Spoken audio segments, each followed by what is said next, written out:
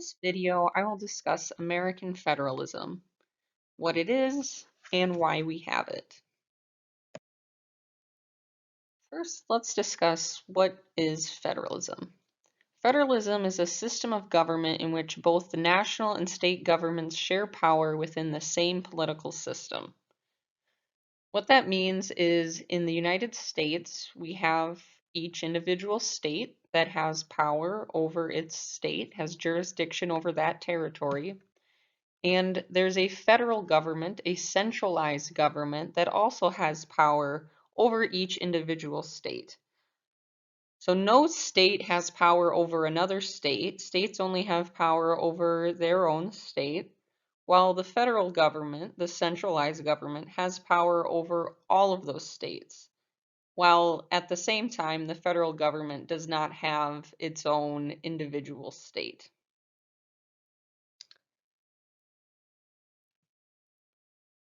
Having power over each territory means that the federal government has power over the individuals in those territories. The state government has power over its own territory as well as the individuals in it as well. That is what is meant by federalism. There are two distinct governments presiding over the same territory and individuals in agreement with each other. To clarify here too, the federal government is also called a centralized government, and it is sometimes called the national government. And a state, the definition of a state is a nation or territory considered as an organized political community under one government. So the original 13 colonies, they became states after they had freedom from the British government. They were considered states because they had an organized political community, and it was under one government. Initially, in 1781, the United States existed under the Articles of Confederation. This was the United States' first constitution.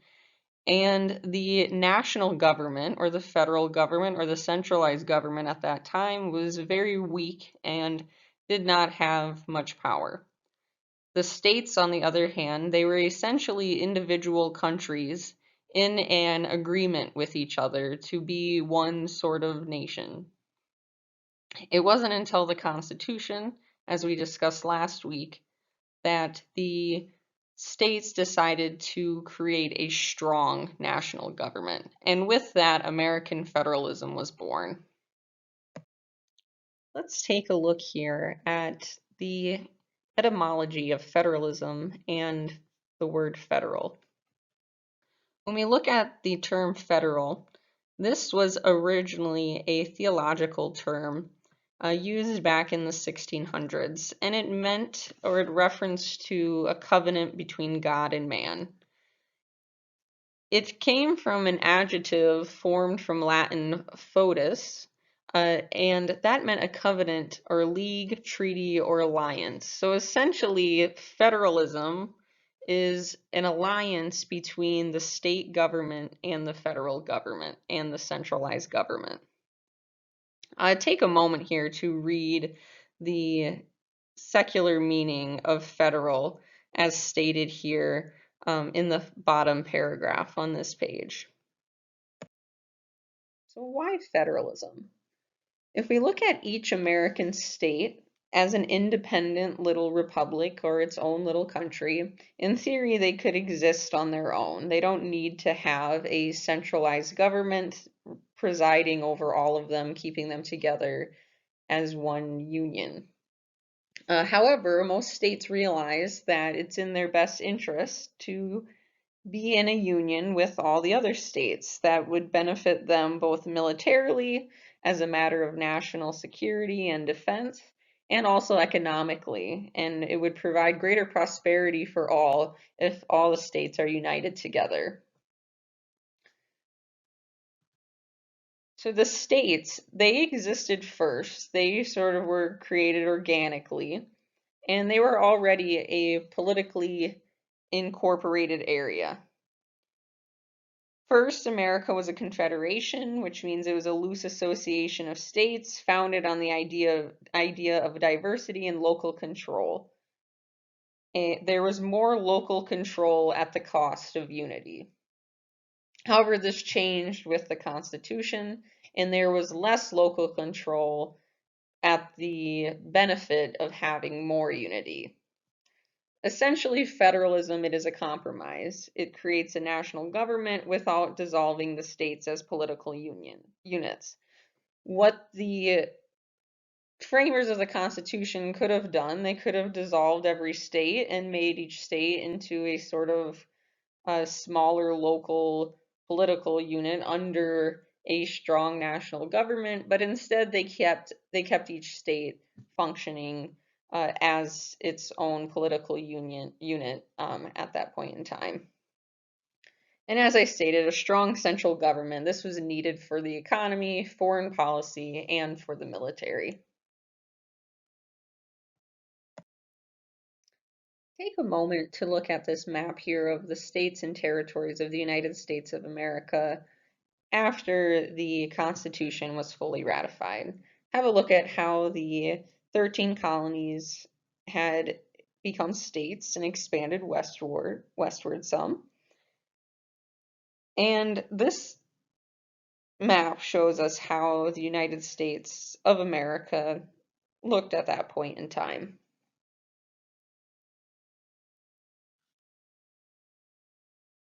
So there are some alternatives to federalism. The two primary alternatives would be the unitary system and a confederation.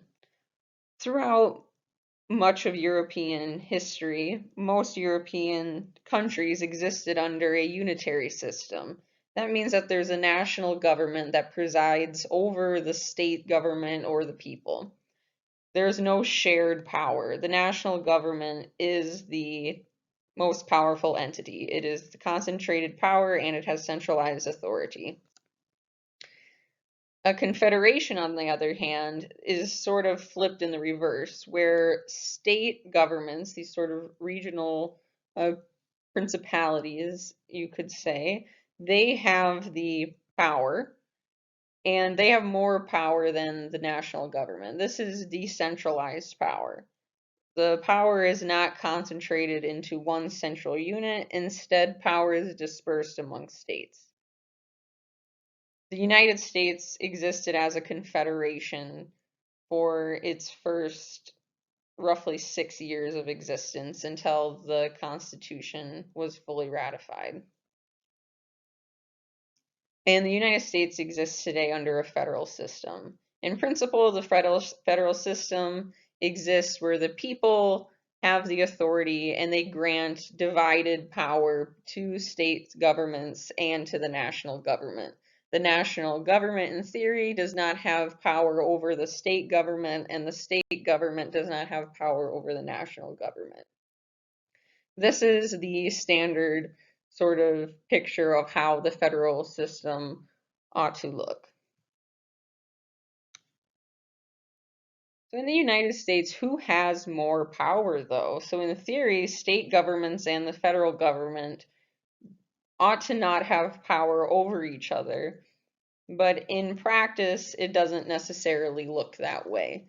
Over time, what we've seen is the federal government has in fact become more powerful and stronger than state governments.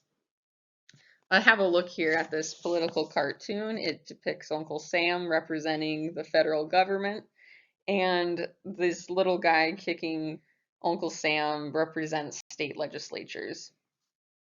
They can kick and scream all they want about certain things that the federal government may impose on them, but really they don't have much power to do anything about that. So why does the federal government have more power than the state governments? Primarily, this is due to the Commerce Clause. It's because the federal government has jurisdiction over commerce within the United States, and as a result, the federal government has most of the revenue collected by the government. In other words, the federal government has the money. The Commerce Clause, what this states, this is a clause in the Constitution, it states that the United States Congress shall have power to regulate commerce with foreign nations and among the several states and with the Indian tribes. This grants the federal government the right to regulate commerce among the states. States, on the other hand, they don't have the power to regulate commerce of the federal government. Take a look at this political cartoon to your right. Uh, we can see again Uncle Sam representing the federal government and this short, fat guy representing the states. On one hand, he's would love to have federal benefits from the federal government, but on the other hand, he does not want to have federal authority from the government. And often those two things go hand in hand. Sometimes the federal government loans money or gives money to states, but with stipulations that that money has to go to something specific, or the states have other requirements that are expected of them when they receive this money. So we can see that the balance of power is not necessarily balanced in this regard.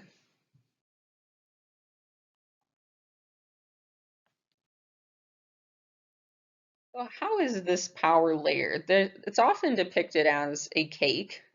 We can see this when we look at federalism in the United States and how power is dispersed. And we could say that in the past, the power looked much like a layer cake.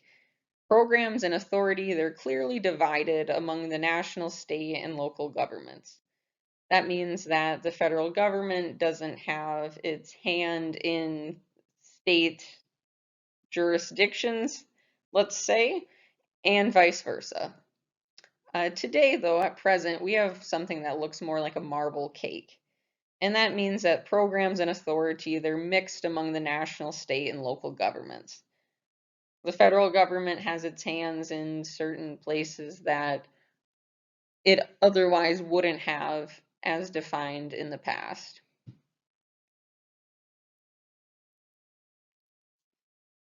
Take a look here at this pyramid. Let's look at the bottom. The bedrock of our laws and our society are the laws of nature. That's life, liberty, and the pursuit of happiness. So these are our natural rights and natural laws that we are born with as humans. The Constitution, which is the groundwork, we could say, that protects the laws of nature, and that's built upon the laws of nature, and these are the positive laws that help protect our natural rights.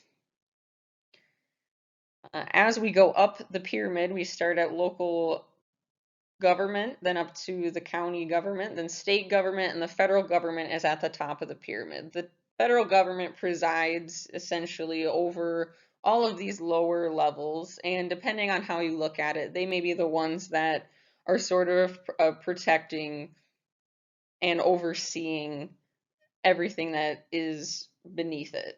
But we need to look at it as though everything beneath the federal government is what's building it up to the level that it is at. It has that degree of power because it's based on a foundation and principle that allows it to exist at the level that it does. While the federal government does have a significant degree of power, its power is also limited. And it's limited through checks and balances and the separation of powers. Take a moment to look at this diagram here. It depicts how the US government is divided up and how each branch is able to demonstrate its power in a way. We can see that these arrows are pointing every which way, and this is what we call the checks and balances. There's shared power, there's separated power, and all of these different methods of electing people and appointing people and the division of various powers and the sharing of these powers, it's meant to sort of frustrate those in power and limit their power. So there's a high degree of power in every single component of the US government. The people have a lot of power. The federal government has power. The federal government is made up of three branches that have a significant degree of power, and they limit each other's power. And the states have a significant degree of power as well. But if we look at this chart here, it's quite interesting to see how much of this diagram is given to the federal government. We see the bottom big bar of enfranchised people, which means the people, we the people, and much of the rest of the diagram gives attention to the federal government and the various branches that it has. The states, on the other hand, they're sort of pushed off into the corner. You see states courts, states legislature, and governors. They aren't given a central role in this sort of diagram. I point that out because this diagram is from 1862, and what we can see here is that the states are at the forefront of this sort of diagram. We see the Constitution at the very top, which has a sort of halo of stars around it, which in a way could be interpreted as that it has some sort of sacred holiness to it. But the states are the big foundation of this diagram, and that definitely changed after the Civil War. And if the Commerce Clause in the Constitution grants the federal government a significant degree of power, the 13th, 14th, 15th, and 16th Amendments that came following the Civil War, and the 16th that was in the early 1900s.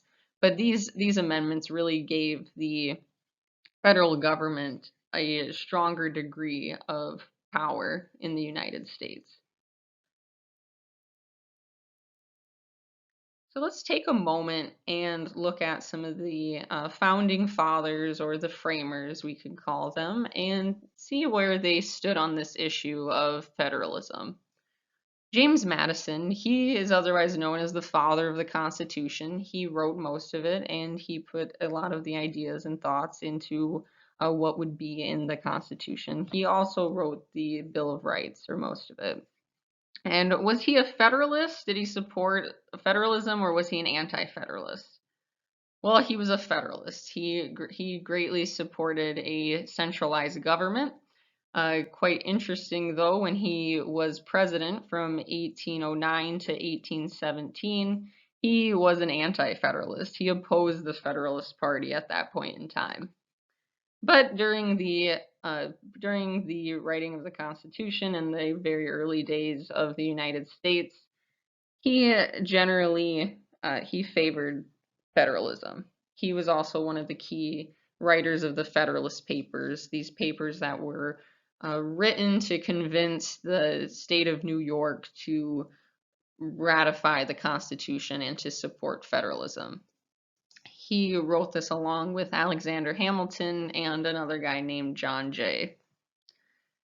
So James Madison, he didn't have a very optimistic view on humanity, or the people, let's say. He said that the people, when faced with a crisis, popularly controlled governments usually degenerated into mob rule, finally ending with the people giving power to a tyrant of some sort. So he feared the people having too much power. He also said whenever there is an interest and power to do wrong, wrong will be done. So he had a very Hobbesian view on people. If you remember, we talked about Thomas Hobbes. Thomas Hobbes, he was quite pessimistic about humanity and believed that people unrelentingly seek power, and this will inevitably lead to social conflict. He believed that there is the need to have a strong centralized government to sort of keep the people in check. James Madison was someone that had a fairly similar view. Uh, but we could look at it though, he did have faith in individuals, but more so not in groups or factions. And he thought that the majority was the most fearsome faction. He also didn't have much faith though in the government. So while he did think there should be a strong centralized government, he didn't want it to be too strong. He thought that unchecked, the government is oppressive and cruel, while the people left unchecked, they're selfish, aggressive, and unchangeable. And his views sort of laid the foundation for something known as pluralism. And one component of pluralism is that there are varied competing minorities that create a majority. And we see this in our political parties today. We could look at these as two giant factions in the United States, and each party consists of these varied competing minorities that are lumped together in each party, creating a sort of majority. But really, they're not creating much of a majority, but 51% is enough to create a majority. Now let's have a look at Thomas Jefferson. Was Thomas Jefferson a Federalist or was he an anti-Federalist? Jefferson was an anti-Federalist. He did not believe in a strong centralized government. He believed in states' rights. He believed that if the states maintained the degree of power that they had under the Articles of Confederation, that this was the best protection for liberty of the people. His views on the people, they were different than the views that Madison had of the people. Madison's were a bit more pessimistic, whereas Jefferson, he was more optimistic about the people. He believed in a sturdy, self-reliant yeoman, meaning the self-reliant farmer that owns land, and that these sort of people were cornerstone for a successful democracy. We could call this democratic ruralism.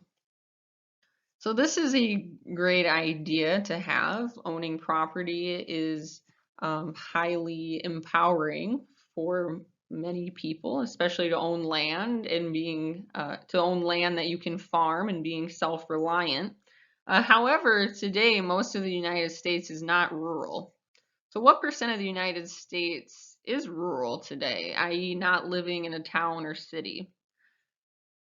So 97% of the land in the United States is considered rural land. However, only 19.3% of Americans live on that land. And of that 19.3%, only 1.3% of that population are farmers. So the rest are people that probably live on an acreage and go work in town. That means that this sort of sturdy, self-reliant yeoman isn't something that we can base our sort of political system on in the United States today in the way that Jefferson envisioned. This is in contrast, though, to in 1800, 94% lived in rural areas, and of those 94%, 94% were farmers. It's also worth noting that Jefferson had quite a revolutionary spirit. He stated here that the tree of liberty must be refreshed from time to time with the blood of patriots and tyrants. He believed that a revolution should occur every 20 years to sort of keep the government in check. So have a look here at this map. We can see based on state, the rural populations. So some states are 40% or more rural, whereas quite a few are less than 10% or somewhere in the 10 to 20% range. But most are about 20 to 40% rural, and that's the population. And this map depicts counties that are 100% rural, which means essentially that there is not a city or town where people live. And we can see, particularly in the West, there are quite a few counties of that nature. So back to the framers. Alexander Hamilton, was he a Federalist or was he an anti-Federalist? Well, as I stated, he was one of the key authors of the Federalist Papers along with James Madison and John Jay. So he was a Federalist. He was one of the staunchest Federalists out there. He's as Federalist as they come. George Washington, was he a Federalist or an anti-Federalist? Well, technically he was neither, but his views did align more with the Federalist Party. We can see, though, that his cabinet, it had Thomas Jefferson as his Secretary of State. Secretary of State, that's his foreign affairs advisor. He was an anti-Federalist. And then he had a Federalist as his Secretary of Treasury, Alexander Hamilton. And he's the one who would oversee federal monetary issues. So he had a mixture of Federalists and anti-Federalists in his cabinet. And it really wasn't until the early 1800s that these factions split dramatically. Up until this time, they were split, but they still worked together. But in the early 1800s, this would definitely change. I'd like to point out this quote here by George Washington. He advocated education and people being informed citizens. He stated, "A primary object should be the education of our youth in the science of government. In a republic, what species of knowledge can be equally important? And what duty more pressing than communicating it to those who are to be the future guardians of the liberties of the country?" I wanted to point that out because we're all in a government class right now, and you are all doing exactly what George Washington totally advocated for you all to do. So good for you. Let's have a look here also at what percentage of the two major factions in the United States today, the Republicans and Democrats, what percentage of them think that there's too much power in the federal government? So 69% of Republicans think that the federal government has too much power, whereas 43% of Democrats think the federal government has too much power. So we can conclude from this, it's more likely for Republicans to think that the federal government has too much power than Democrats. However, Democrats, 43% is a not insignificant number of those as well to think that the federal government has too much power. So why do you think this is? Why do you think more Republicans think that the federal government has too much power compared to Democrats? And why do both of them, to a pretty significant degree, think the federal government has too much power? Are they correct? That's just something to sort of think about. While at the same time, they have distinct powers that are granted to each government. They're meant to check the power of each other, and their power is also balanced. It's shared and it's separate.